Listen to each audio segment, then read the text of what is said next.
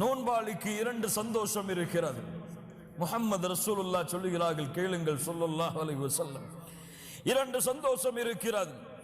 அதிலே ஒரு சந்தோஷம், இதா அஃப்தர ஃபரிஹ பிஃபித்ரிஹ், காலையிலிருந்து பசியாக இருப்பவன் அவனுக்கு முன்னால் இஃப்தாருடைய உணவுகள் வைக்கப்படும் பொழுது அவனுடைய உள்ளத்திலே ஏற்படக்கூடிய சந்தோஷம்.